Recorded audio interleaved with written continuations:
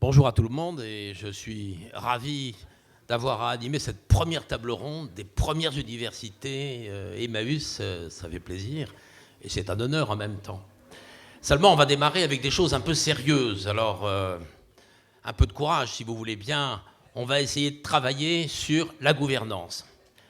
La gouvernance, c'est quelque chose qui a fait l'objet d'une critique politique il n'y a pas très longtemps, sous l'angle de la verticalité. Vous avez pu comprendre et entendre qu'au niveau des élections politiques, on avait mis un peu en cause la verticalité. Ben, précisément, la verticalité, c'est une des choses qui a été remise en cause aussi dans beaucoup de structures Emmaüs, et c'est de cela dont nous allons parler ce matin. Nous allons le faire sur un mode de conversation, si vous voulez, c'est-à-dire que nos intervenants ont reçu et admis la consigne qu'ils devaient parler brièvement, qu'ils devaient être rapides pour que la discussion se fasse de façon fluide. Alors nous avons aujourd'hui comme intervenant Simon Hiverneau, qui est encadrant technique à la ferme de Moyenbry.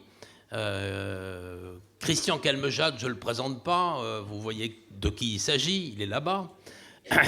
Adeline Rony qui est ici et qui est cofondatrice de Terreaux Locaux, qui est une structure qui a à peu près 3 ans maintenant d'existence. Adeline Rony, qui est Émilie Gérard, qui est codirectrice de Vertex, Friperie, qui est là-bas.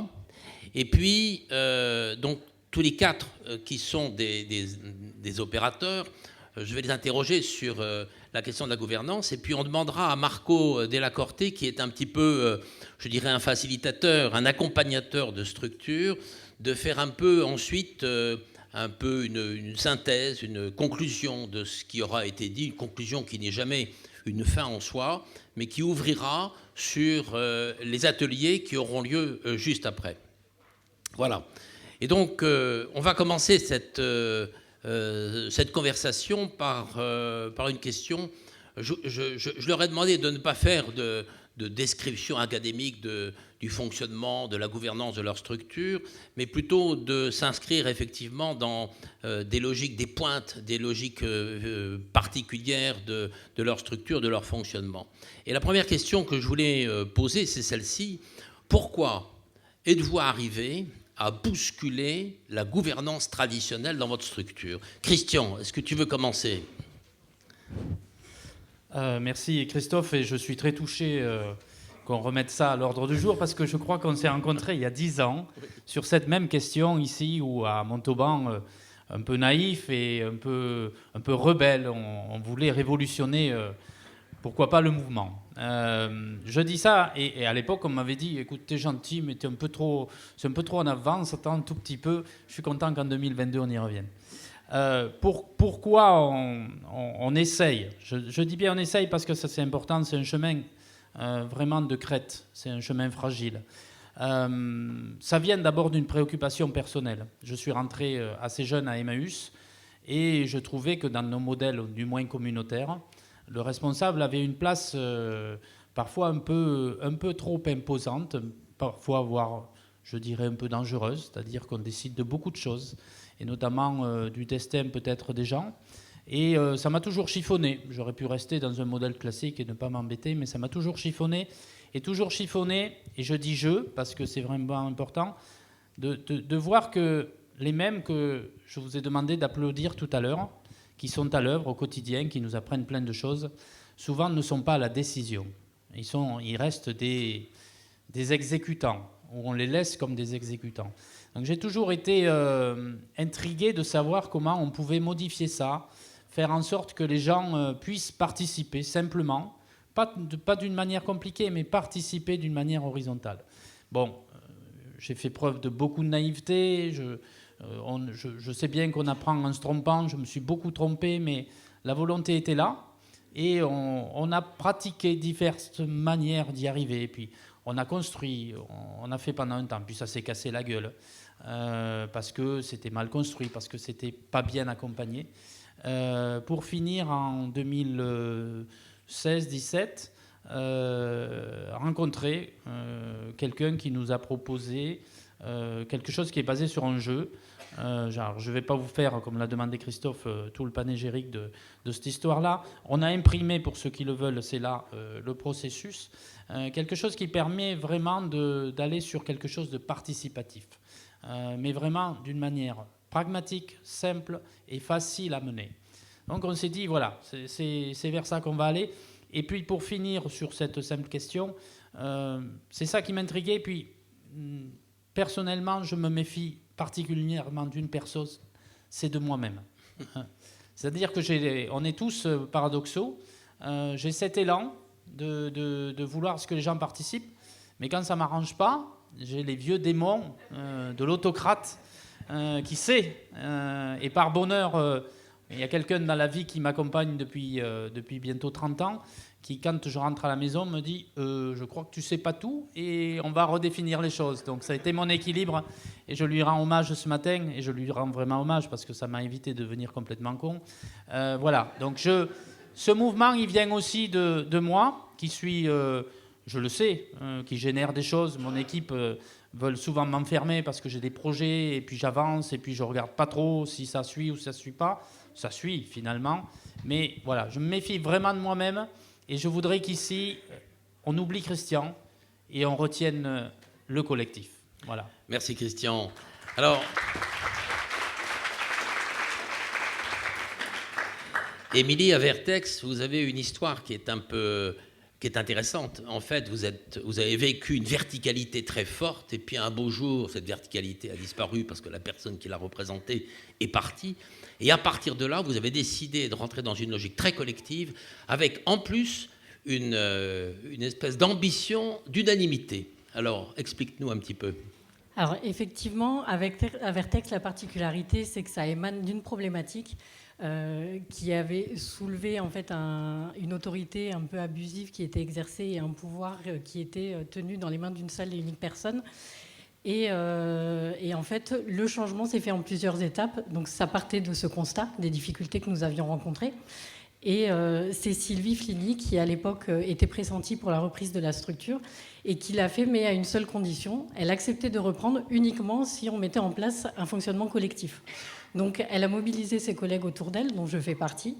Et donc on est 4 à s'être mobilisés. Et donc l'idée, c'est de mener une gouvernance à 4. Parce que le problème du pouvoir qui était concentré dans les mains d'une seule personne, c'était un vrai souci pour nous, et donc il fallait éclater ceci.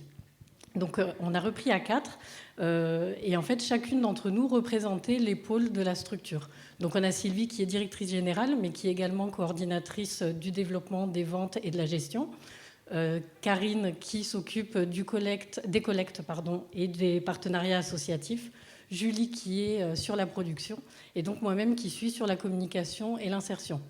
Et en fait, l'étape suivante, ça a été de changer les statuts de la structure, puisque statutairement, l'ancienne direction pouvait aussi avoir la gérance, ce qui était vraiment problématique. Et donc, on a décidé de de changer pour une société anonyme. On était déjà une coopérative, ce qui a permis l'élection d'un conseil d'administration avec un président.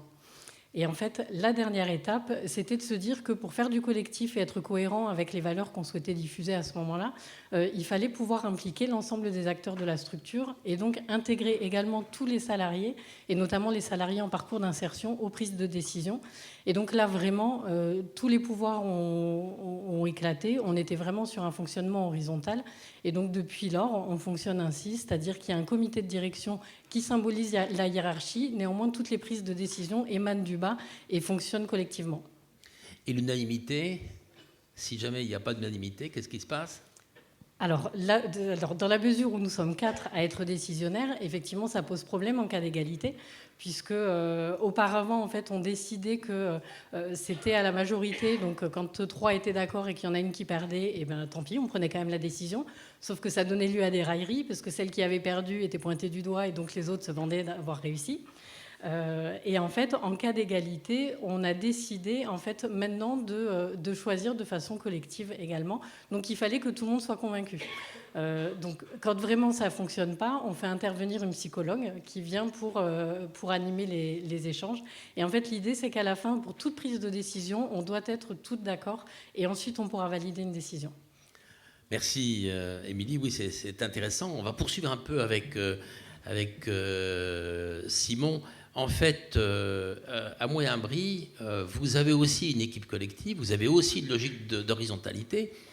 Et puis, la question de l'unanimité, je ne sais pas si elle est posée de cette manière-là, mais en tout cas, vous avez essayé de la régler par un coordinateur chez vous. Alors oui, Moyen-Brie, donc il y a 20 ans d'histoire. Le tout début de la gouvernance collective, c'est un peu pareil. On avait, nous, pendant les 10 premières années de l'histoire de la structure, un président, directeur général, encadrant, veilleur, voilà, qui faisait tout et qui était notre fondateur et qui incarnait beaucoup de valeurs à la ferme, la valeur travail, le droit à l'initiative, beaucoup de choses. Et au moment de son départ, quand la nouvelle présidente est arrivée, s'est posé quand même la question de comment incarner toutes ces valeurs qui menaçaient de disparaître avec le départ du fondateur.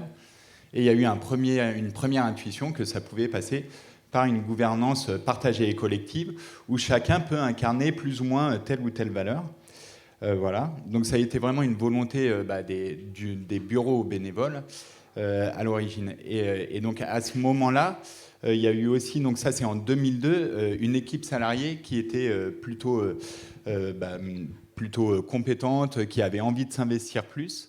Et donc on a créé un peu plus tard un poste de coordination, puisque dès le début on s'est dit, nous on est une asso loi 1901, il y a un bureau, il y a des instances organisationnelles. Et on s'est dit comment faire fonctionner le bureau et les salariés ensemble dans une horizontalité. Voilà. Donc l'idée, c'est que les salariés décident de toutes les décisions court terme du quotidien de la structure, mais que le moyen-long terme soit en fait, fait et pensé, réfléchi, la stratégie en commun entre les membres du bureau bénévole et les salariés encadrants. Donc nous, on est 8 encadrants salariés, et le coordinateur a vraiment cette fonction. Donc c'est une personne qui est élue lors d'une élection sans candidat, et il a vraiment cette fonction en fait de faire du lien entre le bureau et les salariés, et aussi de veiller à ce que nos projets avancent. Voilà. C'est pas lui qui décide. Nous, on décide beaucoup de choses par consentement. Donc l'idée, c'est pas tout le monde est d'accord, c'est personne n'est contre, quoi. Voilà. Et donc tant que tout le monde ne consent pas, on peut pas prendre une décision. Et on se fait aider et accompagner, notamment dans nos animations de réunion, par des facilitateurs qui viennent de l'extérieur, et Charline qui est là dans la salle, qui vient nous aider en fait à produire ces consentements au sein de l'équipe. Surtout que quand on est 8, en fait, c'est 8 ou 9 consentements. Quand il y a le bureau avec nous, ça fait 12 ou parfois un peu plus. Donc c'est des processus où on a eu vraiment besoin à un moment, ça s'est fait en plusieurs étapes aussi.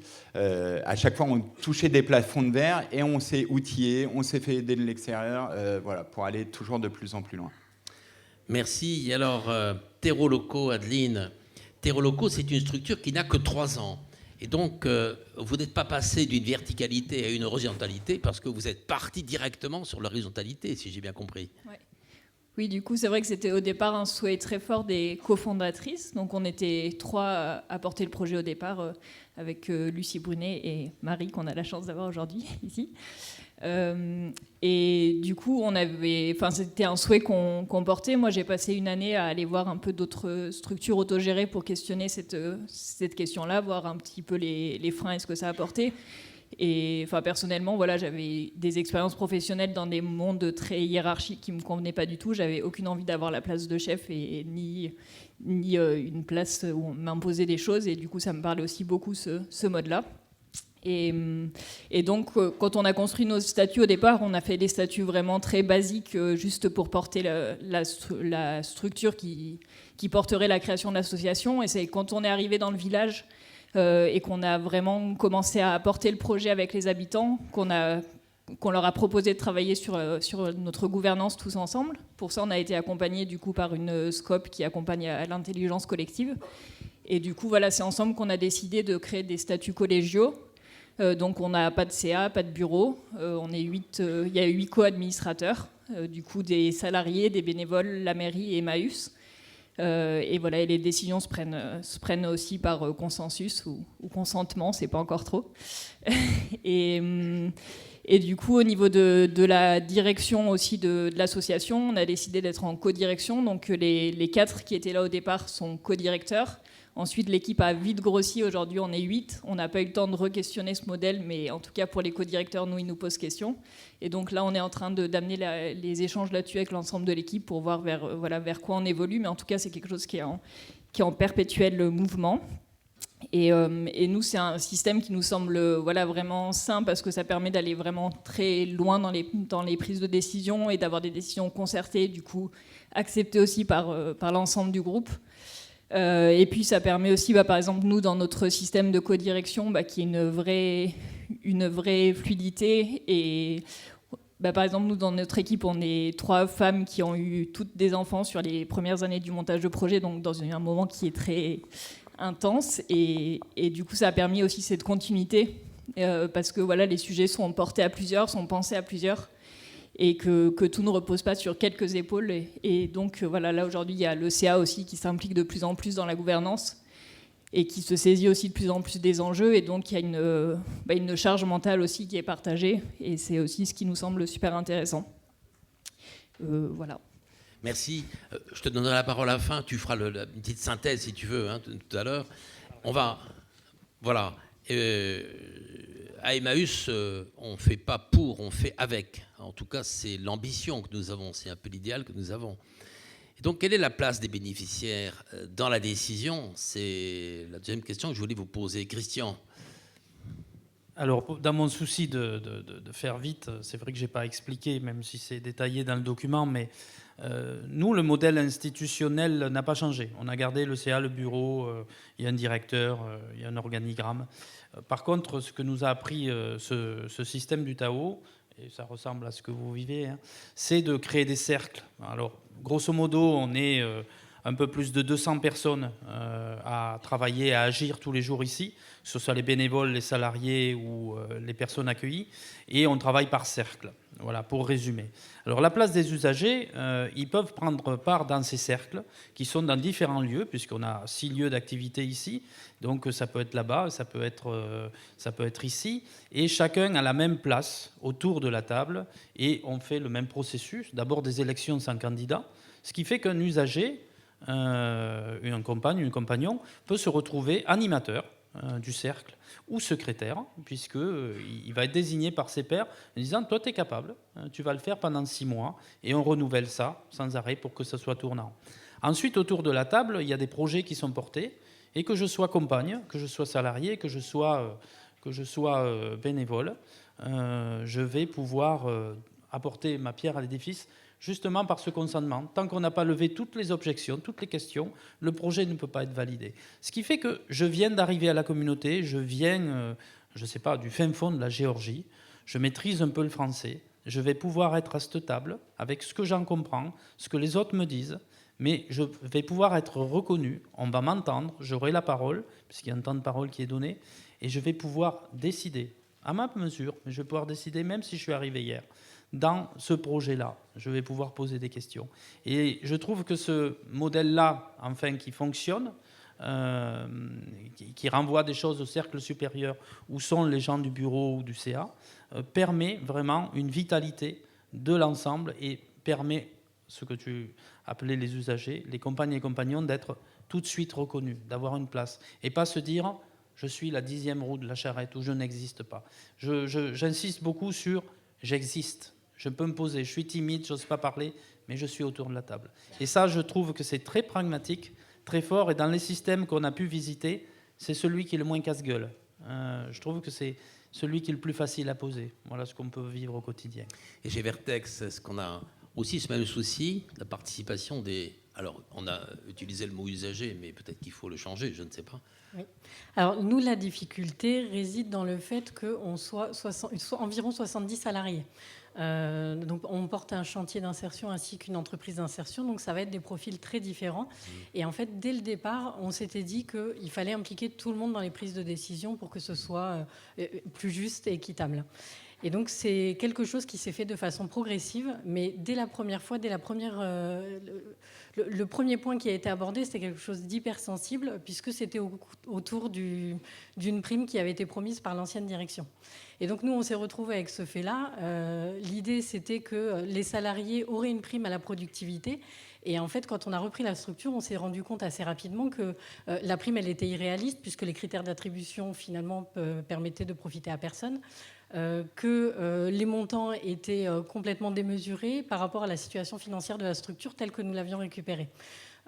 Donc Sylvie, ce jour-là, a eu l'ambition un peu folle de se dire, mais à ce moment-là, on va poser la question aux salariés pour savoir concrètement qu'est-ce qu'on va faire. Parce qu'on ne pouvait pas se permettre de dire, mais non, vous n'aurez pas de prime, alors que ça avait été quelque chose de convenu et pour lequel il s'était donné pour pouvoir l'avoir. Donc effectivement, on a organisé en fait de nombreuses réunions avec l'ensemble des salariés en leur exposant vraiment de façon très factuelle la situation, l'état des comptes de la structure, les critères d'attribution et les difficultés face auxquelles on était confrontés. Et en fait, c'est de même, au fil du temps, qu'ils ont commencé à se rendre compte que ce n'était pas du tout envisageable et qu'il fallait trouver une solution de repli. Et donc, il a fallu 4 ou 5 réunions d'échange. Et au bout d'un moment, en fait, ils ont fait une proposition. C'était que tous s'engageaient à renoncer à cette prime qui était promise et en contrepartie, organiser en fait un repas collectif sous la forme d'auberge espagnole. Et donc, la structure payait uniquement le dessert. Donc, par rapport à la prime que ça représentait, c'était une belle économie pour nous et une belle victoire. C'est un bel exemple de maturation un peu d'une décision collective, en quelque sorte. Ça. Ah oui. Ouais. Parce que surtout que c'était vraiment démesuré ce qui avait été convenu. Et finalement, il y a quelque chose qui s'est passé parce que d'eux-mêmes, ils ont adhéré à ça. Et aujourd'hui, c'est quelque chose qui perdure et toutes les prises de décision sont prises de façon collective. Pour d'autres décisions, ça se produit de la même manière, d'accord. Et à Moyenbry, parce que c'est une population particulière, ceux qui sortent de prison, des gens qui ont vécu de longues peines, etc. Mais ce que tu m'as dit tout à l'heure, c'est qu'ils sont tous salariés par ailleurs. Et alors, de quelle manière ils sont associés à la décision de la même matière, enfin, sur le même mode? Alors, à Moyenbry, les résidents, ils restent en moyenne 1 an voilà, à la ferme. Donc, c'est compliqué de les faire participer. Néanmoins, tout ce qu'on met en œuvre, comme la gestion par consentement, comme l'élection sans candidat, tout ce qu'on produit, nous, dans l'équipe encadrante et avec le bureau, ça vient vraiment profondément modifier notre posture et notre manière d'incarner et d'être, notre posture d'encadrant.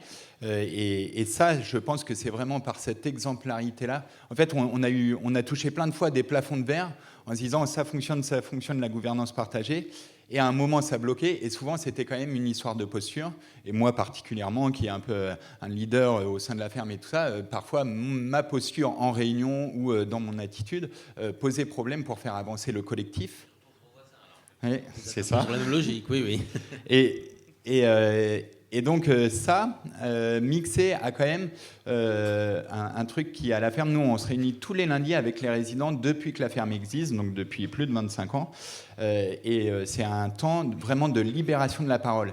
Et on s'est rendu compte, là, sur ces 5-6 dernières années où on a vraiment tous travaillé notre posture, chacun des encadrants, que ça a créé quand même des modifications dans leur manière de s'adresser au groupe, parce que cette réunion du lundi, on règle les petits soucis du quotidien, des choses comme ça. Et avant, c'était des éclats de voix, on montrait un peu les muscles. Voilà. Et aujourd'hui, c'est des phénomènes qui disparaissent presque, puisque à force de nous voir fonctionner différemment, à force que nous aussi, quand on s'adresse à eux, on utilise des méthodes de communication non violentes, enfin voilà, des choses comme ça, ça a vraiment irrigué. Donc c'est un peu par l'exemplarité de l'équipe et par ce que ça induit dans notre posture, et eux, ça les modifie. Et ensuite, sur la participation des salariés, là, par exemple, sur cette réunion du lundi, ça fait 5 mois maintenant qu'on a demandé à un d'entre eux d'être facilitateur de cette réunion, de distribuer la parole aux uns et aux autres, de recadrer celui qui se lèverait de sa chaise pendant la réunion ou autre chose. Moi, au début, je me suis dit, c'est sûr, dans 3 semaines, c'est nous qui allons faciliter la réunion, il n'y aura pas de gars qui vont vouloir le faire. Et finalement, là, ça fait 5 mois, et pas une seule fois, il a fallu que ce soit un encadrant qui occupe ce poste de facilitateur à cette réunion. Et donc, on voit comment, au fur et à mesure, nos pratiques et ils le revendiquent. Imprègnent. Ils le revendiquent. Aujourd'hui, je pense que ce sera difficile de leur dire il n'y a plus de facilitateurs résidents. Maintenant, c'est leur rôle. Et ça a en plus tourné sur un groupe de 16 personnes. Moi, je m'attendais à ce qu'il y en ait toujours que 2, et finalement, c'est 6 à 7 résidents qui, à tour de rôle, voilà, en fonction de son humeur, en fonction de prennent en charge ça. C'est vrai que l'avantage de ne pas être trop nombreux, c'est plus difficile dans une structure où il y a 70 personnes. C'est plus facile dans une structure où il y a moins de 20 personnes, quoi. Enfin, en tout cas... pour l'animation des réunions, oui. Et le dernier truc que je voulais dire par rapport à Moyen-Brie et qu'on retrouve peut-être ailleurs dans des hébergements d'urgence ou autres, c'est que nous, les gars, c'est pas leur sujet en fait, l'implication dans la structure. Moyen-Brie, c'est pas leur sujet. Déjà, pour eux, c'est là encore la page de la détention, puisqu'ils sont écroués à la ferme, et après ils vont se barrer de la ferme. Et donc, on est encore une page dans leur vie qu'ils ont envie de tourner. Et par ailleurs, ils sont face à de multiples défis professionnels, familiaux, de santé. Et donc, la participation dans la structure et aux instances de la structure, ce n'est pas du tout leur sujet. Donc, c'est pour ça qu'on avance tout doucement et qu'on essaye que dans nos pratiques, ils puissent s'investir. Mais on n'a pas d'ambition démesurée là-dessus, parce qu'on sait que ça ne sert à rien et de créer en plus de faux espoirs ou de... Voilà. D'accord. Et à Terrelocaux, alors, parce que là encore, la jeunesse de la structure fait que vous devez créer et innover en permanence, là aussi. Du coup, pour nous, c'était évidemment une envie aussi très forte que les personnes qu'on accueille puissent aussi avoir leur place dans la gouvernance. Du coup, nous, la particularité, c'est qu'on accueille surtout des personnes réfugiées, donc beaucoup de non-francophones. On a à peu près la moitié des personnes qui sont non francophones. Du coup, sur la participation, forcément, c'est pas simple. Mais donc, ce qu'on a fait, c'est déjà au niveau du CA, donc dans la construction de la gouvernance, ils ont une place au CA. Il y a 2 places pour des salariés qui pourraient être occupées par des salariés en insertion. Pour l'instant, il n'y en a aucun qui a encore voulu prendre cette place-là. Par contre, on a aussi fait des places d'auditeurs. Donc, il y a 2 places auditeurs salariés, 4 places bénévoles. Et donc, le poste d'auditeur, c'est en gros, les personnes sont invitées au CA sans droit de vote, mais étant donné qu'on ne vote pas, sauf s'il y avait blocage, voilà, ils ont à peu près le même droit que tout le monde. Et du coup, peuvent participer au débat et tout ça. Et là, depuis 2 ans, il y a à chaque fois 2 salariés en insertion qui sont auditeurs. Et du coup, c'est vrai que c'est une place qui est moins intimidante que de se dire « Ok, je suis administrateur ». Là, je viens, je regarde, et voilà, et les personnes, du coup, petit à petit, se mettent là-dedans. Donc voilà, ça, c'est une chose, l'OCA, mais ça nous semble important aussi de penser un peu la participation dans tous les espaces. Comme le disait Simon aussi, nous, le plus gros, du coup, c'est aussi la réunion d'équipe où il y a tous les salariés. Donc nous, on accueille 16 personnes. Et donc, on a essayé de mettre en place un format dans la réunion d'équipe qui permette aux non-francophones aussi d'arriver à comprendre les informations, à pouvoir prendre la parole. Donc, on fonctionne beaucoup par petits groupes avant de revenir aux gros groupes. Et on essaye du coup aussi de proposer des prises de décision en commun, même si c'est pas simple. Et comme le disait Simon, c'est aussi pas forcément la priorité de la plupart des gens qui sont ici. Donc on avance petit à petit, les gens restent pas longtemps, et c'est un processus qui est très long aussi de changer de paradigme, d'être dans une posture où ah oui, en fait, j'ai le droit de dire quelque chose, j'ai le droit de participer. Et donc voilà, c'est des petites choses qui sont instillées, qui pourront servir ailleurs, mais en tout cas on voit vraiment aussi le changement de posture entre le moment où ils arrivent et le moment où ils repartent, où il y a une vraie prise de confiance en soi, où les gens participent aussi beaucoup plus facilement en réunion d'équipe ou ailleurs, et du coup prennent plus facilement la parole, apprennent à dire aussi ce qu'ils pensent, et donc ça c'est déjà une chouette victoire pour nous. Et voilà, et après peut-être le fait qu'on soit en co-direction, ça peut aussi un peu déstabiliser certains au départ, où ils s'attendent à avoir un directeur, et du coup au début le cadre peut être un peu compliqué à poser, et puis c'est vite quand ils voient que le cadre est porté collectivement, finalement ça pose pas spécialement de problème. Et donc nous aussi on a une animation tournante et sur la réunion d'équipe, en gros, tout le monde peut apporter des points à l'ordre du jour. L'animation est tournante, et donc c'est les salariés en insertion qui le font, accompagnés d'un encadrant s'ils sont en difficulté. Et voilà, en gros. Et du coup, pareil, on est toujours un peu frustrés de ne pas aller plus loin, mais voilà, on construit petit à petit. Il y a une chose qu'on a bien entendu, bien compris, c'est que des structures comme les nôtres sont des structures dans le monde associatif, des structures dans lesquelles les salariés ont, je dirais, le pouvoir, enfin une grande partie du pouvoir. Et pourtant, on fait appel à des bénévoles. Et alors, j'aimerais savoir un peu comment vous vivez la place qui est donnée, ou concédée, ou tolérée aux bénévoles. Comment ça se passe ? allons un peu plus loin. Est-ce qu'il y a des conflits? Comment ça se passe? Comment vous les gérez? Est-ce que vous avez le dessus en tant que salarié? Voilà, Christian, dis-nous un peu ce qu'il en est. Ça se passe très bien, je suis sûr, avec toi. Mais Maintenant, ça se passe très bien, oui. ah oui. Mais comme dans toutes les assos, il y a des moments de crise, il y a des moments de difficulté. Et tu as raison de souligner la place des bénévoles, parce que je trouve que dans notre mode Emmaüs, en tout cas, pour ce qui est de la branche communautaire, je trouve que ce rôle est compliqué. Compliqué d'arriver en tant que bénévole dans une structure qui déjà fonctionne énormément et où on vous dit, en fait, vous êtes là, mais il vous faut rester très discret. Il ne faut pas aller sur le devant de la scène. C'est embêtant aussi, c'est très embêtant.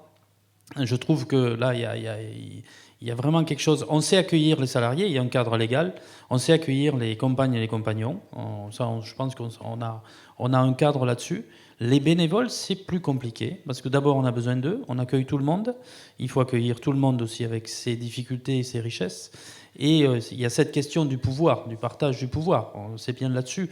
Et ce que j'ai pas dit, c'est que ma réflexion vient de là aussi. Nous, on a vécu ici 3 grosses crises associatives où humainement, on prend dans les dents.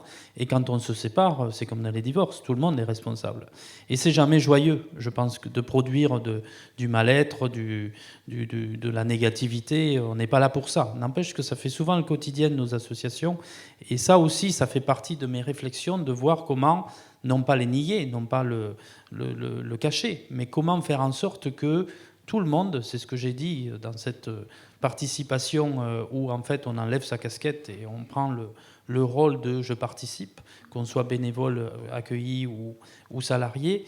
Et je pense, pour l'instant, je trouve qu'ici, depuis qu'on fait ça depuis 3 ou 4 ans, s'il y a des crises, ça peut se résoudre dans ces moments-là. Les gens peuvent s'exprimer ou montrer leur désaccord. Et si je suis bénévole et que vraiment je n'arrive plus à supporter le leadership de Christian qui est vraiment qui prend trop de place, je pense que je vais pouvoir le dire dans le cercle et que d'autres vont pouvoir alimenter et que ce ne soit pas un dialogue de sourds entre celui qui est accusé, entre guillemets, et celui qui prétend défendre autre chose. Ça médiatise un peu les choses, ça apaise les conflits et ça les résout d'une autre manière. Et c'est surtout pas la personne qui est mise en cause qui va apporter la solution. C'est les autres qui vont lui dire tu vas te calmer un peu et nous, collectivement, on va répondre à la problématique qui émerge. Ça rend libre celui tu parlais de leader, qui ne peut pas s'empêcher d'être ça le rend libre, ça le libère aussi du poids, ça ne l'oblige pas à répondre et la réponse devient collective autour de la table. Et ce système-là, vraiment, je pense que ça permet d'inclure d'une manière... Alors, vous êtes à Montauban, vous allez rencontrer des bénévoles, vous vérifierez si je raconte des conneries, parce que j'en raconte. Demandez-leur. Je pense que ça inclut petit à petit les gens, ça leur permet de s'apprivoiser au système et d'amener un peu ce qu'ils sont, sans péter les plombs sur « j'ai le pouvoir ». Voilà, j'ai le pouvoir. En fait, si on creuse bien, quand on veut avoir le pouvoir, c'est qu'on n'est pas si sûr de soi. Et moi, j'aimerais bien mourir en étant un peu plus sûr de moi. Voilà, je trouve que ça, c'est intéressant pour répondre à ta question. Le recours à un psychologue qu'on a chez Vertex serait peut-être utile. Alors, tout à fait, tout à fait.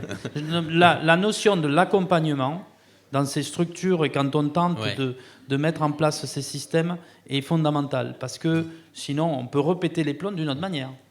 Et chez Vertex, la relation avec les bénévoles, parce que souvent, il y a un secrétaire, bon, ben, vous faites votre truc, mais nous, on décide. Alors, est-ce que c'est ça aussi, non, chez Vertex? Alors, nous, effectivement, on a un seul bénévole qui est notre président. Ah, c'est le seul bénévole? C'est le seul bénévole, le seul homme aussi. Le seul homme et le seul bénévole. Voilà. C'est une coopérative, oui. Alors, la relation avec votre bénévole, ça se passe bien? Alors, en plus, je ne sais pas s'il nous a choisis parce qu'on fonctionnait de cette façon ou s'il est là malgré ça. Mais c'est quelque chose, quand il a atterri chez nous, c'était vraiment 2 salles, 2 ambiances. En fait, c'est quelqu'un qui a eu un parcours de chef d'entreprise par le passé, qui ensuite a été président d'une communauté Emmaüs. Et c'est vrai que dans le monde associatif, le président a une place forte et un pouvoir décisionnaire qui est puissant. Chez nous, déjà, le mot pouvoir, il est interdit. C'est un mot qu'on n'utilise pas. Et donc, il n'en a pas? Alors, il n'y a pas de pouvoir. Il y a une force collective, mais Oui. pas un pouvoir. Et donc, c'est vraiment quelque chose qui... Enfin, c'est même un mot qu'on n'a jamais utilisé, en fait. Quand j'ai utilisé ce mot, même dans ma présentation, c'est parce que je parle de l'ancienne direction. Aujourd'hui, ce n'est pas quelque chose qui est mis en application. Mais alors, c'est vrai que notre président... Quand il a commencé à participer à nos réunions, au début, il avait un peu de mal à comprendre ce fonctionnement. Il disait qu'on était mal organisé. Mais en fait, non. L'idée, c'est que tout le monde puisse exprimer son opinion. On part du principe, dans notre fonctionnement général, que chaque idée doit être entendue, aussi farfelue soit-elle. C'est-à-dire que même un salarié qui est là pour 6 mois, il a le droit de nous dire qu'il faut revoir le fonctionnement général. Et quelle que soit l'idée, on ne dit jamais non. C'est-à-dire que n'importe qui peut venir dire quelque chose. On a eu le débat, par exemple, pour une palette de sopalin qu'il fallait bouger. Ça semblait aberrant pour les uns. Pour nous, on se dit, ils veulent bouger la palette de sopalin. OK, on va étudier et ensuite, on va réfléchir ensemble. Qu'est-ce qui est le plus opportun et comment on s'organise. Et ensuite, on fait une réponse. Voilà. Mais l'idée, c'est de ne pas censurer et de laisser chacun s'exprimer et que chaque parole compte. Pour nous, c'est vraiment important. Et donc, le président est là. Il n'a pas plus de pouvoir que nous puisque c'est collectif. Néanmoins, sa voix compte tout autant, mais pas plus que celle des autres. Il y a une table ronde demain sur la place des femmes dans le mouvement, mais alors vous, c'est la place des hommes qui devrait être posée. À Moulins-Bry, les relations avec les bénévoles. Alors là, je me suis un peu reconnu dans l'histoire puisque de ton président. Nous, on fait face à un CA et à parfois des membres de bureau où il y a toute une histoire à déconstruire, quoi, tout un schéma mental à déconstruire, parfois depuis la plus jeune enfance, quoi. Et donc, c'est compliqué. Ça crée quand même des nœuds aujourd'hui, puisque nous, on a un grand respect des institutions. On est une asso loi 1901. Et c'est eux qui ont la responsabilité légale, quoi. S'il y a des merdes à la ferme, finalement, c'est quand même eux qui seront responsables. Et en parlant de pouvoir aussi, nous, on parle de pouvoir, mais en fait, on réclame à ce CA et à nos membres du bureau qui ne comprennent pas trop bien comment on fonctionne. On a souvent le procès aussi de « mais c'est mal organisé, on ne comprend pas qui fait quoi, tout le monde fait tout », alors que pour nous, c'est hyper clair et tout ça. Nous, on réclame du pouvoir d'agir, quoi. C'est ce qu'on leur dit. On s'en fout du pouvoir, en fait. Mais si on n'a pas de pouvoir de décision, on n'a pas de pouvoir d'agir, quoi. Donc nous, on veut, enfin, le pouvoir. Moi, je m'en fous, quoi. Mais j'ai besoin du pouvoir de décider pour pouvoir agir, quoi. Et donc, on a besoin de pouvoir d'agir. Donc, c'est ce qu'on réclame. Et donc là, on est vraiment dans ce nœud-là en ce moment à la ferme avec certains membres de notre CA. Il y en a d'autres qui sont acquis à la cause et tout ça. Et on a vraiment besoin de clarifier maintenant, aujourd'hui, très clairement, les responsabilités, le périmètre de ce que chacun décide, que ce soit les membres du CA, le bureau, mais aussi chacun des salariés, pour que ce soit clair pour tout le monde, quoi. Puisqu'en effet, quand on ne connaît pas, on rentre là-dedans et pour nous, c'est très clair qu'ils vivent ça quotidiennement, mais pour un membre du CA qui arrive, on va avoir besoin de créer ça. Donc on est en train de créer ces documents-là avec les cercles, avec les responsabilités de chacun, les redevabilités de chacun pour que ce soit très clair, quoi. Et le coordinateur, il travaille aussi avec bénévoles et salariés et il essaie de régler un peu les conflits qui peuvent exister ou les difficultés. Alors, il les dépose, quoi. En fait, il n'a pas de rôle le coordinateur, il est assez neutre. Il n'a pas de rôle de préconisateur ou de trouveur de solutions. Il va déposer au bureau un enjeu d'un salarié ou, à l'inverse, à la réunion d'encadrement avec les salariés, des enjeux du bureau. Et il va juste déposer et ensuite essayer de faire émerger une décision collective, quoi. D'accord. Nous, sur la question du pouvoir et des bénévoles aussi, je trouve que la gouvernance partagée nous a aidé beaucoup à aller face aussi aux institutions. Nous, on est face à des institutions assez dures, notamment la justice, nos partenaires de la justice. Et ça nous a beaucoup aidé pour défendre les valeurs de la ferme face à eux, quoi.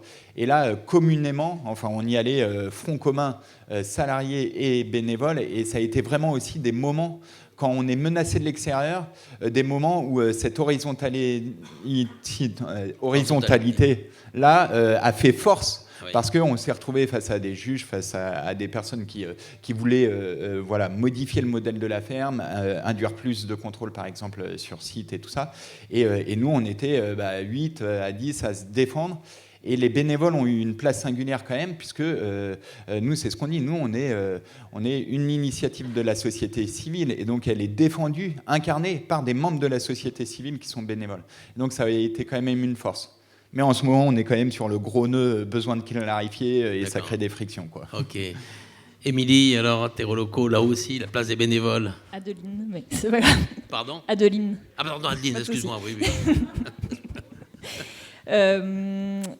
Oui, du coup pour nous, juste pour revenir sur la notion de pouvoir, on considère que c'est pas, l'horizontalité, c'est pas l'abolition du pouvoir, mais c'est plutôt faire en sorte que chacun ait du pouvoir, et donc les bénévoles du CA, tout comme les salariés, aient du pouvoir, et donc on essaye vraiment d'être dans une notion de partage du pouvoir. Quand tu dis partage, tu veux dire quoi? Comment? Par exemple, sur des prises de décision, s'il y a une décision à prendre qu'on n'arrive pas à prendre tout de suite, il va y avoir un petit groupe qui va se former, composé de bénévoles et de salariés, qui va travailler sur cette décision, apporter toutes les informations nécessaires, apporter une proposition de décision qui est beaucoup plus aboutie et plus poussée, et du coup qui sera ensuite validée. Mais voilà, du coup, c'est quelque chose qui a été construit ensemble et du coup qui est souvent beaucoup mieux accepté par la suite. Et juste pour revenir sur notre CA, nous, il est composé principalement de femmes. C'est pas forcément une volonté, mais je pense que ça émane justement de notre gouvernance qui rend en fait beaucoup plus accessible à tous aussi ces rôles-là. Qui peuvent être souvent un petit peu intimidants. Le rôle de président, c'est souvent un président parce que c'est souvent des hommes qui osent aller sur ces places-là. Et donc, pour moi, c'est aussi c'est une interrogation intéressante. Un enjeu qui est aussi assez important dans des gouvernances horizontales qui permettent à chacun de trouver sa place. Que ce soit peut-être les personnes qu'on accompagne ou les femmes qui ont moins accès à ces rôles-là traditionnellement. Dans notre CA, on a aussi beaucoup de personnes qui n'ont jamais exercé ces rôles-là avant et du coup là qui vont parce qu'elles se disent ok, on est plusieurs, on porte les choses ensemble, on partage la responsabilité, ça fait moins peur aussi. Et du coup, nous, ça nous semblait aussi super important en tant que salariés d'avoir une place au CA parce que c'est quand même nous qui vivons les choses au quotidien, qui avons vraiment